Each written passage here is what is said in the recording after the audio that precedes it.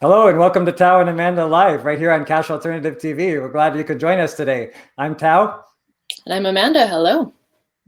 Yeah, we got a nice show for you today. We're talking all about economics and marketing. But before we do that, I want to know how the week went for the lovely Amanda B. Johnson. Oh, geez. Well, I'd say it's actually been pretty good. Good. The weather's Yeah. a heck of a lot better there than it is here. I'm buried in snow here. I've been shoveling like crazy here in Ontario, Canada. Yes, and last week we actually turned on the AC here in Houston, Texas. Wow, you're making me so jealous. Well, some of the astute viewers out there might notice that we're back to using Jitsi after trying OBS Studio last week, and the blame lies on me. I'm trying really hard to make Amanda's window fit into this specific space, and it's just not working. So we're like, So like 15 minutes before the show, we're like, screw it. We're just switched to Jitsi. So I'm going to work more on it this next week, and hopefully it's going to turn out well. Yes, you will, Tao. All right, so let's get into the show. I want to talk about first what the debate is on Dash Nation on Discord about this proposed changes to Dash's economic structure. So Talk Normal was saying that he believes that we should remain proof of work. In fact, even increase more to the miners the reward, because he says that the value that goes into Dash is a big part of its value, like the mining power and the economics of like electricity and mining equipment and everything. All of that goes into Dash is something that needs to like increases its value. So what do you say about that? To me, that sounds like the labor theory of value. And I'm pretty sure that the labor theory of value doesn't hold water. Because the labor theory of value basically says the more resources you throw at something, the more valuable it is, like, to the market as a whole.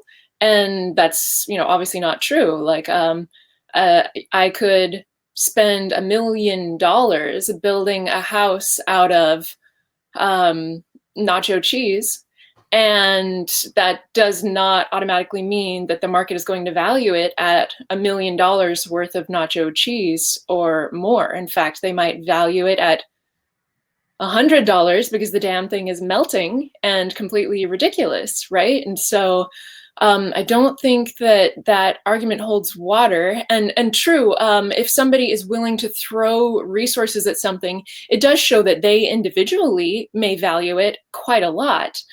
But that doesn't mean that the market as a whole will value it.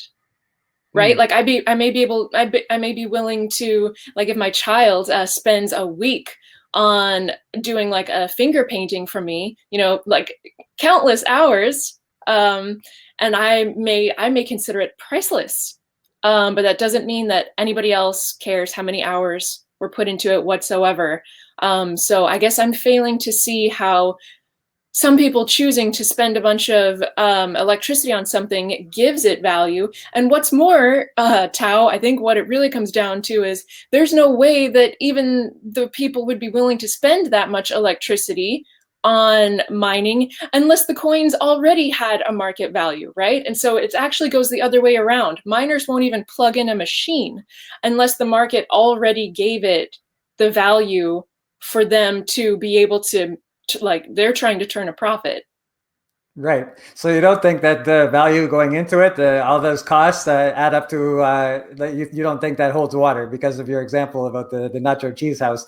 So yeah, that kind of makes sense. I also want to steer the conversation another way. There's a guy on Twitter, he used to work for the core team, is Chuck Williams. And his version of value, he thinks that all value is belief and the belief in something. And that's an interesting theory too. So what do you have to say about that one? Well, value is belief. Yeah, I I think mean, so too. that's, yeah, like I wouldn't drink tea if I didn't believe it to be delicious. But yeah.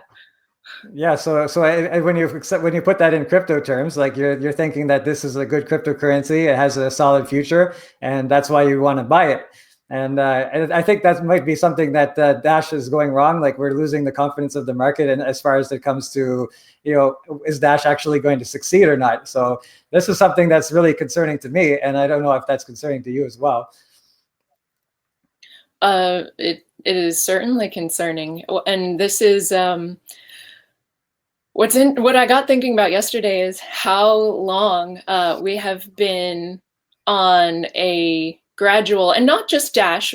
Most coins have been on a gradual descent of faith for is it 2 years now? Yeah, well, December I 17th, think it's like 2017 was the high. Yeah. yeah. So for 2 solid years, we've all basically been told day after day after day after day, your product is less valuable to me today than it was yesterday. For 2 years, that's a Wow. super long time. Yep. But how what is also so true is that it has been more so for Dash than a lot of other coins. So um, we are at the I mean, I'm obviously not going to call bottom. That's super silly, but I guess I mean to say we're at a low point. But shoot, it could get even lower. It could get a Yeah. lot lower. There's about what is it, like $43 more between now and zero. Absolutely. Yeah, the closer it gets to zero, the more enticing it gets for people that are already in Dash and might have money elsewhere. But yeah, there's really no telling where it's going to stop, and I really want to make it a passion of mine to really help to market Dash and promote its talents and its things that it has to offer, because it does have a lot to offer. We probably took a long time releasing Evolution, but now that Revolution is here, we can get on the horse and start moving. But anyway, that brings me to my next topic of general crypto economics, which is the holding versus spending. So we're encouraged to hold we're actually trying to do two different things. We're trying to encourage a payment network, which is what we are right now. We're a very excellent payment network. We have the technology to do that. But then Ryan is also talking about, he wants us to be a store of value. So where's the balance? We're trying to say, okay, you're going to use us as a payment network, or you're going to use us as a store of value. I don't see how we can be both. You don't? No, like I just, it's just the way of going forward. You know what I mean? Like, I think that when it comes to that, we're either encouraging people to hold or we're encouraging people to spend. I don't know. Like, I'm willing to discuss it and I'm willing to try to find what a good balance would be. But to me, it seems like they're pulling in opposite directions. Well, I don't think that either is okay. So to me, currency is backed by the productivity of the people who use that currency, right? So the first day that, or the first, I don't know, number of months that, for example, Dash was launched, you maybe had like 10 guys willing to accept it for payment. One of them would be willing to accept it for his coding services. One of them would be willing to accept it for like his hosting. And then, as each month went on, you would have another guy you would have another guy see the vision of Dash. And then, also he has a job or a business in real life. So also now he'll accept Dash at his wine store. And another guy sees the vision of Dash and okay, now he'll accept it at his computer repair shop. And so what it seems to be all of the time is, or thus far, is people first seeing the vision and then they bring their own productivity to the network, whatever it is that their profession is in real life. And their productivity adds to our merchant count, adds to the usefulness of Dash. And so, yeah, I mean, so is what you're asking, Tao, like, I mean, is there like a next vision that will catch the next wave of people and inspire them to bring their productivity to the network? Or is the time for selling a vision over and now what? And now it's competing just straight across with like, Visa and MasterCard and dollars and euros. Oh, hey, we're going to talk about that a lot later. That's in the marketing segment. I Yeah. definitely haven't given up on marketing, and I definitely haven't given up on trying to inspire people, because that's what's needed right now. It's too much talk about technology. We need more talk about vision. This is my opinion. But anyway, well, to close up your topic, Tao, when you said holding versus spending, I mean, I think it's neither, because once somebody catches the vision, they naturally say, well, sure, I'll accept Dash for a pay, and sure, and once they're willing to accept it for pay, and then other people in the network are willing to start buying things from them, right? In the Dash economy as a whole, then that creates a small income stream for them, right? In Dash via their profession. And heaven knows if we were to move to proof of stake, there would be potentially a lot more people having small income streams in Dash. And once one has an income stream in Dash, obviously I can attest to this, you can attest to this, Tao, one wants to spend it. At least in my experience, I want to spend it because why wouldn't I? Like, especially like on like price gains days, like what better time to spend? And also, why do I want to take the time and pay the fees and undergo the hassle of selling it for dollars to then go spend the dollars? Like, I lose in that scenario. So of course I want to spend. And that's in an earning scenario. Yeah, that's a very good point. And yeah, masternode owners would be another version of this. If you know that your money is going to be replaced, if you know your Dash is going to be replaced, then yes, you are more likely to spend it. It's the people that are spending their fiat to get Dash, and that's all the Dash they're ever going to get. They're not as incentivized to do it. So yeah, creating those economies is definitely something that we have to look into moving forward. And what's the best way of creating those economies? Yeah, I mean, getting more people to see the vision, I think. There you go. All right. So now let's talk a little bit about proof of work economics versus proof of stake economics. So you've got miners, and this again, I'm going to refer to Ryan's talk. So you have miners that have a lot of stake in the game, right? They have a lot of costs when it comes to mining and when it comes to electricity and stuff like that. So Ryan contends that they're more likely to dump on the market. Whereas the masternodes, they don't have as much cost. So he's saying that they probably don't dump on the market as much. And there's no way to know that for sure, I don't think. I think one could just call up a miner and ask them, but yeah, but I mean, and also these things will change, like given the price, the individual circumstances. Maybe sometimes they're flush, and so they don't want to sell; they just want to stack. And other times they have a big expense come up, and then they want to sell. So yeah, I can see what you're saying, Tao. That maybe one doesn't necessarily know this. But I do think it is definitely a fact, not up for debate, that it costs a lot more to run mining equipment than it does to just spin up a node. Absolutely. And those costs are absorbed by the network via the selling pressure. So there's no question about that. It's just, I mean, whenever these kinds of questions come up, like in the distributed network, I often find that I'm able to get clarity about them if I reduce my thought down to like a simple, like centralized business, right? So like if my business had the option of paying like $1,000 a month in electricity bills or $300 a month in electricity bills, which of the two options is better for my business? It's like, we're not in business to keep the electric company in business. We're in business to keep our company in business. So obviously any amount of cost cutting is good for us. Yeah, simple economics of the balance sheet, right? A lot of our value in Dash is going to other places, like people that create mining equipment and electricity providers. So keeping that money in Dash would be better. Yeah. All right, so let's move on to our next topic. Well, actually, that's kind of we already segued into it. We're talking about the masternodes versus the miners, so we'll just skip that one. Okay, let's get into the marketing segment of the show. I'm kind of excited about this topic. I have a new video coming out. It's called Dash is a Better Money for a Better Future, and it goes over a talk by Simon Sinek, who was from 2009. He was talking all about how companies often start with what they do. Everybody talks about what they do. Even fewer companies talk about how they do it, and very few companies talk about why they do it. And this why is what inspires people, right? And this is what I'm very excited to talk about, these issues. So first of all, I want to talk about the difference between PR and marketing. Do you know it, Amanda?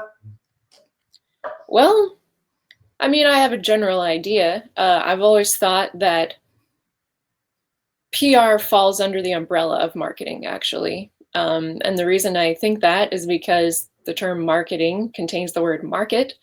And in a market, to me, it seems like any visual attention that you can get from anybody is them seeing your presence in the market. And so if it gets somebody's attention, I would say it's marketing. And what's more, it has succeeded.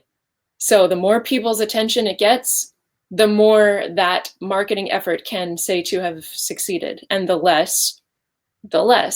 And then PR falls under the marketing umbrella in terms of it being the branch of visual attention that deals particularly with the humans involved behind an effort. So it's not so much the brand, it's, maybe somebody, maybe a human behind the effort made an ill-thought comment in public, and PR would be the making of a statement that, apologizes for that silly slip, that sort of thing. So, marketing is the brand as a whole. PR deals with the actual human, foibles and follies that come about sometimes. Okay, so here's what I came up with in my research. PR is mainly talking about like the whole of the company, trying to make the company look good. Like you said, if somebody slips up, then they're there to talk about it. But they're really focusing on all the aspects, all the people that they deal with, like the suppliers, the people that are like sales partners and stuff like that. Whereas marketing focuses strictly on the consumer and like, how are we going to sell this product? And I was thinking to myself, how could we apply this to Dash? Like, what are we doing well in this? And to me, the PR arm of Dash right now is Dash News. Like Dash they're trying to make Dash look good every day, and we really don't have a marketing arm. This is my analysis right now. What do you think about that? No, we never have. There was like one stab like 2 years ago when the network allocated a bunch of money to the marketing firm Ogilvy and Mather. And I never saw results of that campaign. I don't think that anybody did. I think that somebody had said that the results of the Ogilvy and Mather campaign would be shared in the next core quarterly call, but that didn't happen. And so aside from that, I don't think there's ever been a large scale marketing. Okay, you know what? And actually, this reminds me. I do want to talk a bit about at the open house when Ryan called out the particular effort of like the MMA sponsorship years ago, as he said that he thought that was particularly silly. And I don't think that any of us has the ability to make the judgment call on what marketing efforts have, the few that we've tried, right? Ogilvy and Mather included, like the ads on the airplane videos included, the printing of all the Dash logos on the side of that sort of jet plane years ago included. There was a sponsorship of a sort of like circus in Europe. I think some money went to a farm here in Texas.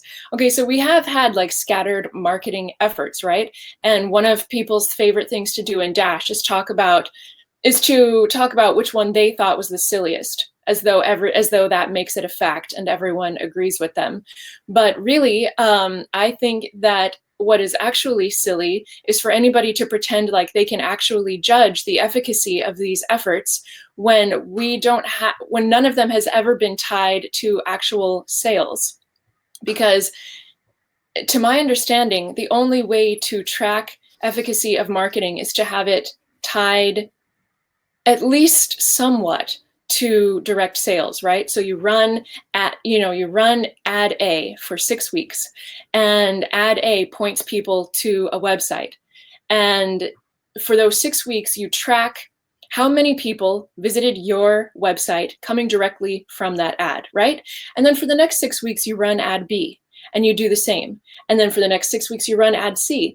And so over the course of these 3 campaigns, you are able to track how many people actually came to your site. And what's more, how many of them ended up buying once they visited your site over those 3 campaigns. And once they're finished, you can say, oh, campaign A, we had 10%, 10% of the people who saw the ad visited the site and 1% bought. And then in B, you can be like, oh, only 8% of the people who visited who saw the ad visited the site. But shoot, like double of them, bought, and you can compare all of these metrics. And then at the end, you can say, given all of these metrics I have measured with actual sales of Dash as the ultimate metric, I can confidently say that, this campaign worked, this campaign didn't, and hence we should funnel our resources appropriately. But no one who's ever marketed for Dash has ever done that. And certainly none of them has sold Dash directly as like a buy Dash here button, right? And so I don't think anybody can make any judgment calls, good or bad, on any marketing efforts. And if we do come to have any marketing efforts in the future in Dash, I think it really makes the most sense to tie them to actual sales of Dash, as in buy Dash here. Yeah, those are good points. Like there is really no way of finding out how these efforts paid off. Like we can assume that they didn't pay off because like there's no data to suggest otherwise. But yeah, I agree with you. I think first of all, we need a good vision, something that hooks people, and we need to give them a structure. Like once they are hooked, we need to give them, like you say, a website or someplace that they can go and learn all about Dash and have the opportunity to buy Dash. You're right. So like all these things need to come together. And these are things that we can do maybe as a community, maybe as a proposal, like somebody who has experience in marketing can head it up. I have lots of ideas, but I definitely don't have any experience in marketing myself. So yeah, but I think that's something that we're missing. We don't have that. We have that PR arm, which I would consider Dash News, but we don't have that marketing arm. Yeah, no, we don't. And again, this brings me back to why I was willing to join up with Julio of Dash Crypto earlier this year. Ooh, that's a bad word. Well, and he ended up being terrible at interpersonal skills, which was so sad, because everything you just described, Tao, like setting out the vision, creating a beautiful place that ads point back to where people can then go click buy Dash, that was like about to be rolled out at Dash Crypto. I'm not sure if that was ever announced, if anybody ever knew that, but like buying Dash with a credit card was about to be rolled out at dashcrypto.org. And we were beginning to publish like those commercials. And like everything you just talked about, Tao, like we were doing. And for whatever reason, if God ever seeks to, let it be known to me, I would like to know. I certainly don't know now. But Julio chose to be not good at interpersonal skills and chose to take the admittedly very difficult process of dealing with the Dash Treasury system and trying to negotiate with hundreds of anonymous strangers, like shitposting online. He chose to become hostile to that process rather than just taking the beating of the Treasury process like the rest of us do, right? And so, yeah, that to me, that was a great vision, and I was sad to have seen it die, because I mean, you look at like the main website of other coins, a lot of them you can buy the coin on the website. Like you can buy Litecoin on the Litecoin Foundation's website. You can buy Bitcoin Cash on bitcoin.com. And so like, why can't you buy Dash on dash.org? Well, good point. Yeah, so like this is something that, as far as the proposal system goes, we've had several instances of this now. So you can't be a dick to the masternodes. You can't be a dick to the DAO, or you're going to lose your funding. This happened with Draco. This with Kuva Cash. This happened with George Donnelly with Dash Latam, and it's happened with Dash Crypto and Julio Dash. So yeah, you just can't do it. You have to talk to them. You have to talk to them well, and then that way they can have your confidence. So anybody out there who's thinking of applying for funding for the Dash DAO, you definitely have to be nice, because if you're not, you're just going to get kicked to the curb. Well, you're going to get kicked to the curb anyway, but it just requires that you stand up with your, teeth falling out and your face all bloody and say, like, may I have another, sir? And then, if you let the masternodes kick you around long enough and hard enough, then maybe they'll give you money. This is my experience. You and I have had a lot of failures, haven't we? Like we've had a lot of successes, but we've also had a lot of failures. So we're kind of uniquely qualified to talk about this. And I'm not saying that this is the best model. In case no one like picked up on the full message of what I just said, Crypto.org was the best Dash website online. And actually, if you care to search some major search terms around Dash, like on Google or Bing or Yahoo or whatever, you'll see that Crypto.org is still ranking in the top 3 for some of those search terms. In fact, the other day, I wanted to share some information about the Dash New Zealand Trust with someone in a Reddit comment. And so I searched online Dash Cryptocurrency Trust or Dash Trust to find a link to share with this person. Crypto.org came up #1 for the search term Dash Trust. I didn't see anything from any other Dash website in the top 3. I don't even think I saw them in the top 5. And so I shared a link from Crypto.org because it had the best search ranking and the prettiest page.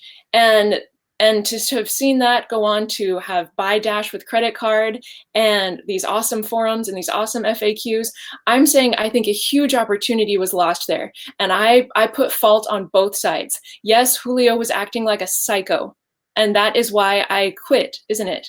But also the masternodes were acting like assholes.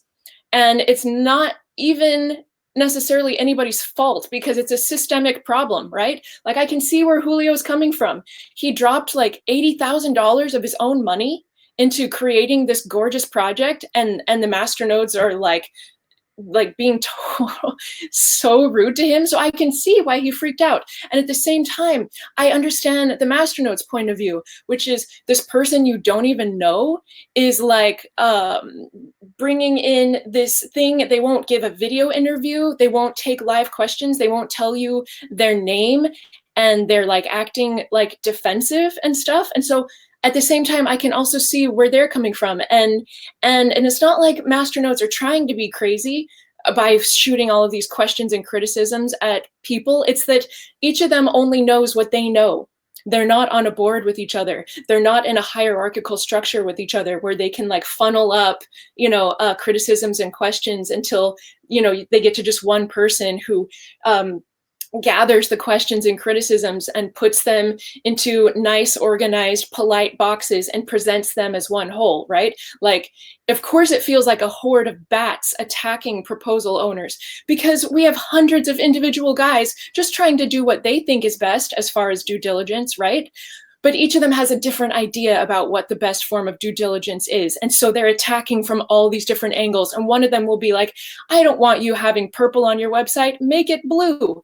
Whereas another guy is like, I don't want you having blue on your website, make it purple. And so the proposal owner is like, oh my gosh, I have 2 people who may or may not have this same amount of votes, and they're telling me to do literally opposite things. Right? And that's where Julio was coming from. Like, I'm being told to do different things by different people, right? And so it's a crazy process, and it's not ideal.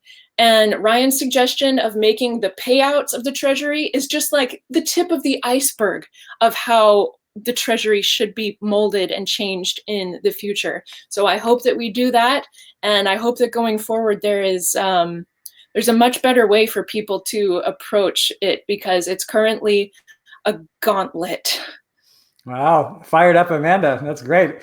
But this has been a good chat about economics and marketing and the DAO in general. There's definitely a lot of stuff to talk about, and I like to see you fired up. I'm sure the audience likes to see that as well.